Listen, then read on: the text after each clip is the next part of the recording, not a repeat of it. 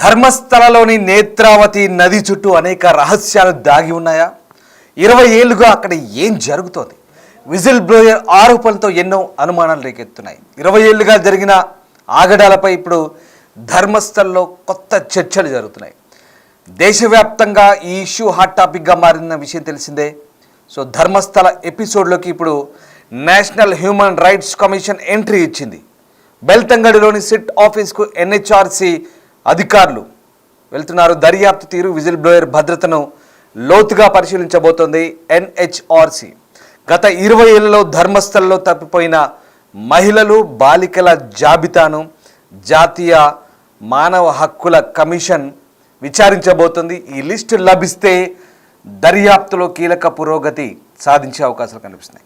మీకు తెలిసిందే, ఇప్పటికే ఆర్టీఐ కింద గత దశాబ్ద కాలంగా జరిగిన అసహజ మరణాలు, అదృశ్య కేసులకు సంబంధించి వివరణ కోరినప్పుడు ఆ సమాచారాన్ని అంతా కూడా పూర్తిగా ధ్వంసం చేశామంటూ బెల్తంగడి పోలీసులు చాలా తేలిగ్గా సమాధానం ఇచ్చారు.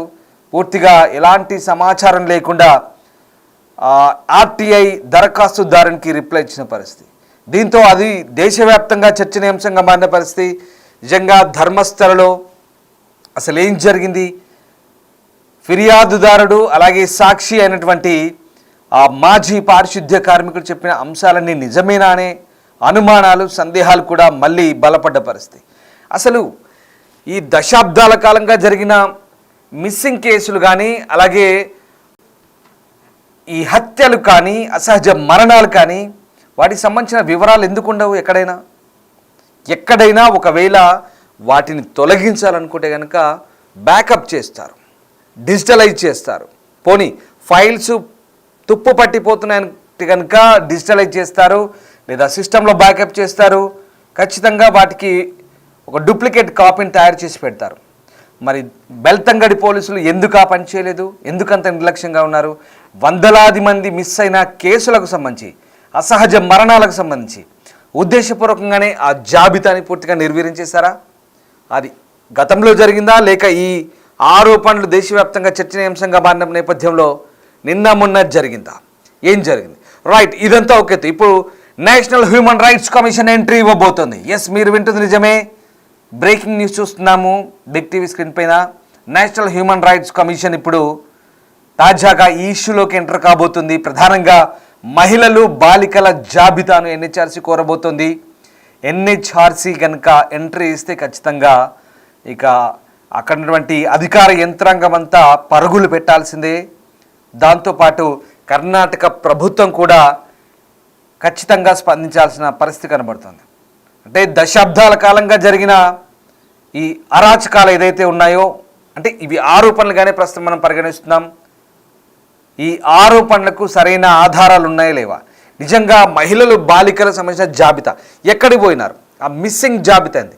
ఇంతవరకు ఎన్ని అదృశ్యానికి సంబంధించిన కేసులు ఉన్నాయి, మిస్సింగ్ కేసులు ఉన్నాయి, ఎన్ని లైంగిక వేధింపుల కేసులు ఉన్నాయి, ఎంతమంది చనిపోయారు, అసలు ఆ విజిల్ బ్లోయర్ చేస్తున్న ఆరోపణలకు సంబంధించిన అంశాల గురించి ప్రభుత్వం ఏం చెప్తుంది, స్థానిక పోలీసు యంత్రాంగం ఏం చెప్తుంది, స్థానిక కలెక్టర్, జిల్లా యంత్రాంగం అంటే పరిపాలనా విభాగం, పాలనాధికారి ఏం చెప్తాడు, ఆ ధర్మస్థల దేవస్థానం ధర్మకర్త అయినటువంటి వీరేంద్ర హెగ్డే కావచ్చు, లేదా ఆ ఇన్స్టిట్యూషన్స్కి, అక్కడ ఉన్నటువంటి ఇన్స్టిట్యూషన్స్కి హెడ్ అయినటువంటి హర్షేంద్ర కుమార్ కావచ్చు, ఆయన తమ్ముడు, వీళ్ళంతా ఏం చెప్తారు?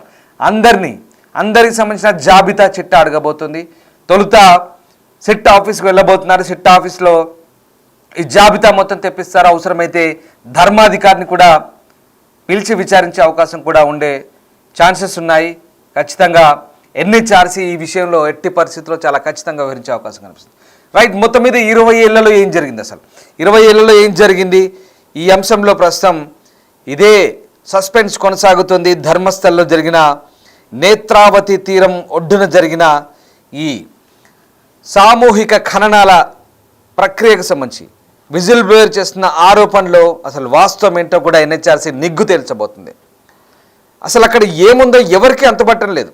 ధర్మస్థల సందర్శించే భక్తులంతా తప్పనిసరిగా సందర్శించే ఈ నేత్రావతి నదీ తీరంలో మృతదేహాల తవ్వకం కోసం గత 15 రోజులుగా సాగుతున్న తంతు ఉత్కంఠ రేపుతోంది.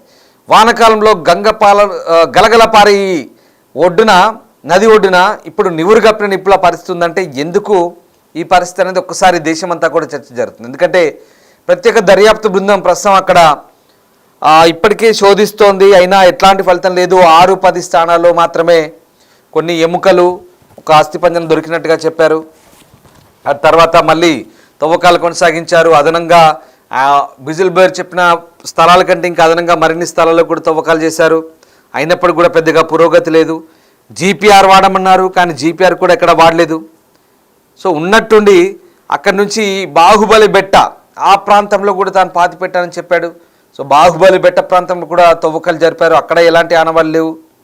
సో మొత్తం మీద ధర్మస్థల ప్రవేశ ద్వారం దగ్గర కూడా ఉన్నటువంటి బాహుబలి విగ్రహం దగ్గర ఆ రత్నగిరి బెట్ట పక్కన 200 మీటర్ల దూరంలో శోధించిన అక్కడ ఏం దొరకలేదు. సో మొత్తం మీద అంటే ఇక్కడ చాలామంది, ఒకరు కాదు ఇద్దరు కాదు, నేను మళ్ళీ ఇదే చెప్తున్నాను మీకు, చాలామంది శ్రమిస్తున్నారు ఇక్కడ. అక్కడ లోకల్ అడ్మినిస్ట్రేటివ్ ఆఫీసర్, లోకల్ అంటే రెవెన్యూ, అటవీ శాఖ, ఫోరెన్సిక్, మెడికల్ టీమ్స్, చాలామంది ఎంతమంది శ్రమిస్తున్నప్పటికి కూడా సరైన ఆధారాలు లభించట్లేదు. విజిల్ బ్లోయర్ చెప్తున్న అంశాల వారీగా ప్రస్తుతం ఆ ప్రాంతానంతా కూడా జల్లెడ పడుతున్న పరిస్థితి. హిటాచీలు వాడుతున్నారు, మాన్యువల్గా కార్మికులతో తవ్విస్తున్నారు. తర్వాత అంటే ఆ భీమన్న ఎవరైతే ఉన్నాడో పారిశుద్ధ్య కార్మికుడు, ఆయన చెప్పిన ప్రతి అంశాన్ని కూడా ఇక్కడ కాదు అంటే అక్కడ, అక్కడ కాదు అంటే అక్కడ, ఇంకో చోటుకి వెళ్దామని ఇంకో చోట, ఎక్కడికి వెళ్ళమంటే అక్కడ. అదిగో చూడండి ఆ ముసుగు వ్యక్తి ఆ భీమన్న. సో ఆయన చెప్పిన ఆరోపణలు ఉత్కంఠ రేపడంతో, ఆ దిగ్భ్రాంతికర విషయాలు కావడంతో ఖచ్చితంగా అది సిట్ దానికి సంబంధించి పూర్తిస్థాయి దర్యాప్తు చేస్తుంది. సో మొత్తం మీద ఈ అసహజ మరణాలకు సంబంధించి రకరకాల వాదనలు, రకరకాల కథనాలు ప్రచురించడంతో ఒకసారిగా ఆ మీడియాపై కూడా కొన్ని ఆంక్షలు ఉన్నాయి. సో ఆ ఆంక్షలపై మళ్ళీ యూట్యూబ్ ఛానళ్ళు మళ్ళీ హైకోర్టుకి ఎక్కడంతో దాన్ని కొట్టిపారేశారు. మళ్ళీ ఆ పిటిషనర్ ఎవరైతే ఉన్నారో హరిశ్చంద్ర కుమార్ హెగ్డే సోదరుడు, ఆయన మళ్ళీ సుప్రీంకోర్టుకి వెళ్తే అక్కడ చుక్కెదురైంది. సో మొత్తం మీద అంటే ఈ అసహజ మరణాలకు సంబంధించి ఇప్పుడు మత ఘర్షణ రెచ్చగొట్టేలా వ్యాఖ్యలు చేసిన ఆరోపణలపై ఇప్పుడు వసంత్ గలియార్ అనే వ్యక్తిపై మళ్ళీ బెల్తంగడి స్టేషన్లో కేసు అయితే నమోదైంది. యూట్యూబర్లపై జరిగిన దాడికి ఈ వసంత్ చేసిన వ్యాఖ్యలే కారణమని ఫిర్యాదు అందింది. సో ఈ నేపథ్యంలో ప్రస్తుతం అంటే వరుసగా దీని చుట్టూ అసలు ఏం రాజకీయం జరుగుతుంది అనేది మాత్రం ఆసక్తికరంగా మారుతుంది. అంటే ఈ దక్షిణ కన్నడ జిల్లాలో 2.5 ఏళ్ల పాటు దాదాపు ఈ ప్రస్తుతానికైతే ఈ కాంగ్రెస్ ప్రభుత్వం ఉంది. సో ఈ కాంగ్రెస్ ప్రభుత్వంలో చాలా పకడ్బందీగా శాంతి భద్రతల అంశంలో వ్యవహరిస్తున్నామని చెప్తున్న నేపథ్యంలో ఒకసారిగా ప్రత్యేక దర్యాప్తు బృందం ఏర్పాటు చేశారు. డీజీ నేతృత్వంలో సెట్ ఏర్పాటు చేశారు. ఐపీఎస్ ర్యాంక్ అధికారులని 4 ఇన్వెస్టిగేషన్ ఆఫీసర్లుగా పెట్టారు. దాంట్లో అన్ని విభాగాల అధికారులు ఉన్నారు. సో మరేంటి ఇప్పుడు ఈ అంశం అంతా కూడా ఒక్కసారిగా చర్చనీయాంశంగా మారుతున్న పరిస్థితి. ఓవైపు ధర్మస్థల తవ్వకాల అంశంలో ప్రభుత్వం చాలా సీరియస్గా వ్యవహరిస్తున్న, మరోవైపు కర్ణాటకలో రకరకాల రాజకీయ పరిణామాలు, ఇవన్నీ కూడా కర్ణాటక రాజ్యాన్ని కుదిపేస్తున్న నేపథ్యంలో ప్రస్తుతం ధర్మస్థల తవ్వకాల సంబంధించి అయితే ప్రభుత్వం ఎక్కడా తగ్గట్లేదని చెప్తుంది. తాము మాత్రం రాజకీయపరమైన అంశాలు, మిగతా ప్రభుత్వానికి సంబంధించిన అంశాలు ఎట్లా ఉన్నా తాము మాత్రం ఎక్కడా తగ్గేది లేదని చెప్తున్న పరిస్థితి. సో మొత్తం మీద ధర్మస్థల్లో ఇప్పుడు ఈ నేషనల్ హ్యూమన్ రైట్స్ కమిషన్ కనుక ఎంటర్ అయితే కనుక నిజంగా పరిస్థితులు ఏ రకంగా ఉంటాయని మాత్రం ఆసక్తికరంగా మారబోతుంది. సో ఇప్పుడు ఆ పరిస్థితులకు సంబంధించి నేషనల్ హ్యూమన్ రైట్స్ వ్యవహరించే తీరుపైన ఇప్పుడు సర్వత్రా ఆసక్తి కనబడుతుంది. ముఖ్యంగా అన్ని లిస్టులు అడగబోతున్నారు ఎన్హెచ్ఆర్సీ వాళ్ళు. మహిళలది, బాలికలది, అక్కడ జరిగిన కేసులకు సంబంధించి 1995 నుంచి 2014 వరకు ఏం జరిగింది, దాని తర్వాత ఇప్పటి వరకు ఏం జరిగింది, ఎవరెవరు ఆఫీసర్లు ఉన్నారు, ఆ సందర్భాల్లో పాలనాధికారులు ఎవరున్నారు, పోలీస్ యంత్రాంగం ఎవరున్నారు, వాళ్ళ హయాంలో తీసుకున్న చర్యలు ఏంటి, ఇవన్నీ మొత్తం బయటికి లాగుతారు. కంప్లీట్గా ఎన్హెచ్ఆర్సీ అనేది ఒక స్వతంత్ర దర్యాప్తు సంస్థ కాబట్టి ఖచ్చితంగా వాళ్ళ దర్యాప్తులో వాళ్ళకి కావాల్సిన అంశాలని ఆధారాలు సేకరించే పనిలో చాలా స్ట్రిక్ట్గా ఉంటారు. ఎందుకంటే ఎన్హెచ్ఆర్సీ ఆదేశిస్తే ఒక జ్యుడిషియరీ సంస్థ కాబట్టి, రాజ్యాంగబద్ధమైన ఒక న్యాయబద్ధమైన సంస్థ కాబట్టి ఖచ్చితంగా వాళ్ళకు సమాధానం చెప్పాల్సిందే, వాళ్ళ సందేహాలన్నింటినీ కూడా తీర్చాల్సిందే. ఇక్కడ కాంప్రమైజ్ అయినా ఎన్హెచ్ఆర్సీ ఖచ్చితంగా చర్యలకు సిఫారసు చేస్తుంది. సో ఇది మొత్తం మీద చాలా ఉత్కంఠ రేపుతుంది, మరొకసారి ఆసక్తి రేపుతుంది, ఇంట్రెస్టింగ్గా ఉండబోతుంది. చూడాలి ఎన్హెచ్ఆర్సీ మళ్ళీ ఎలాంటి ఆధారాలు అడుగుతుంది, ఎలాంటి డీటెయిల్స్ కావాలని కోరుతుంది, దానికి సిట్ అధికారులు ఏం చెప్పబోతున్నారు, కర్ణాటక ప్రభుత్వ యంత్రాంగం ఎలా స్పందించబోతుందని మాత్రం ఇంట్రెస్టింగ్గా ఉండబోతుంది. ఒకవేళ ఎన్హెచ్ఆర్సీకి తగిన ఆధారాలు లభ్యమైతే కనుక ఈ 20 ఏళ్లలో ఏం జరిగిందో అన్ని అంశాలు బట్టబయలే ఛాన్స్ కనిపిస్తోంది.